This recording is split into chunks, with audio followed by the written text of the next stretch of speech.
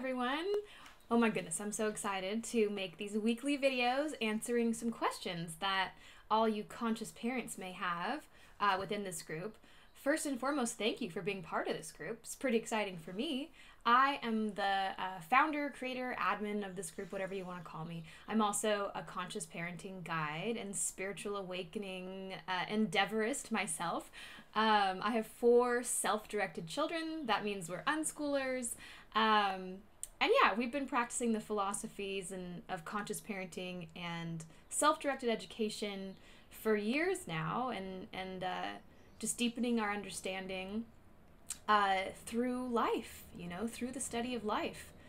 So one of the questions that we got was, how do you parent differently or consciously when you were raised a certain way and really all you know is how to be reactive or how to use punishment and tools like that? So yay, I love this question.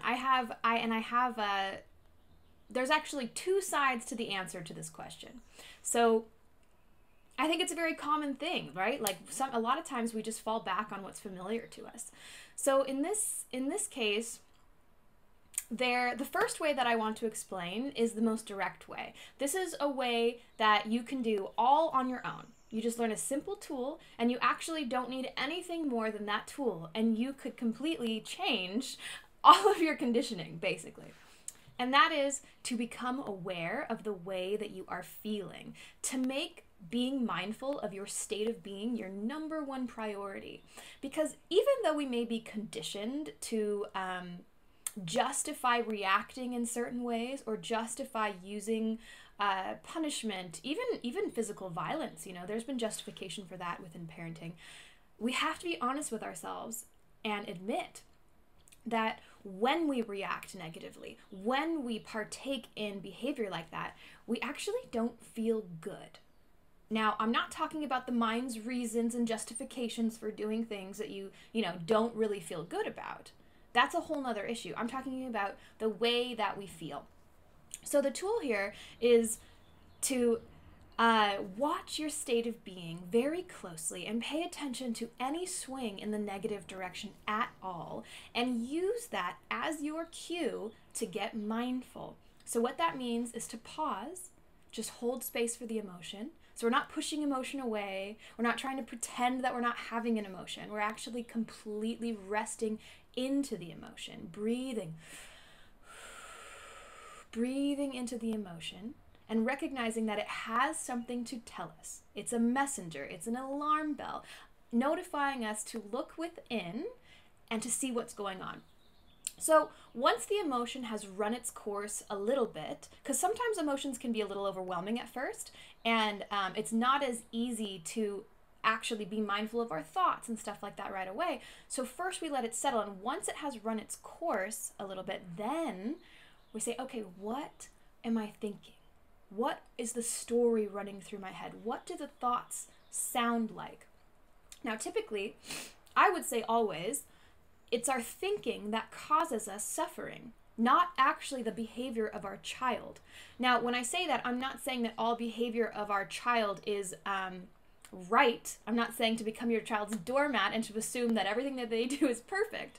It's more that it's perfect for you, and that the situation is not wrong, and it's actually our resistant thoughts that say that something's wrong with our child, something's wrong with us, this shouldn't be this way, all of these resistant thoughts that cause us suffering and end up being unhelpful, and also promote behavior that we probably are not happy with. The reason why we're not happy with and that it causes dysfunction is simply because it's reacting to thoughts that are ultimately untrue.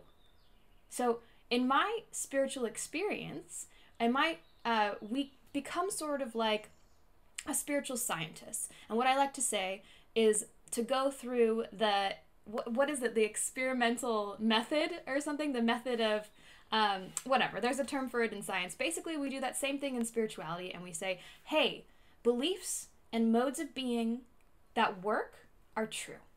Beliefs and modes of being that don't work aren't true. So we say, hey, all of this reactive energy, yelling, acting in violence, whatever it might look like, those actually cause dysfunction. So we go back and we say, hey, some way, whatever this is stemming from, the core of it must not be true, because the way that it plays out is really messy. So yeah. So basically, that's the first tool, is to look at our thinking and to say, okay, are my thoughts that are causing this emotional upheaval, are they really true for me? How can I rewire this? How can I see from a new perspective? And actually, the goal is not to try to force yourself to see from a different perspective. It's actually to rest deeply in inquiry and say, is it really true for me? Honestly. And can I know that this is true? How might my higher self see this? The second way, which is sort of like a piggyback, it's sort of like a support system for this first way, because the first way is really the core of the practice. But as a piggyback, is to inundate yourself in research, is to be a part of a group like this, and start looking at the science, start looking at all the reasons why parenting differently works, and see if that resonates for you. Also to look and gain knowledge of examples of what parenting differently might look like. Although ultimately, I believe we have all of the answers within, and we never actually need to search without. If we needed to search without, that actually creates the feeling of lack, and it creates the feeling of subtle fear and neediness. I don't want to create that here. I'm just saying that it can be helpful, and if it's inspiring to look and research and find support, then that's awesome, and it can totally be helpful. But ultimately, all we need to do is pay attention within and just be a little bit willing, just a little bit willing to question our resistant, negative, fearful, judgmental, projectile thought forms. That's the core. And the way that you get to those thought forms, is to pay attention to how you feel. Instead of just reacting to how you feel, instead of just playing it out, instead, use it as your cue to look inside. Use it as your cue to pause. So, I think that about sums it up for this first week of answering questions. If anyone has any questions for next week, go ahead and post them below. I'd be happy to answer. And thank you so much for listening. Excited to talk in the future. Bye.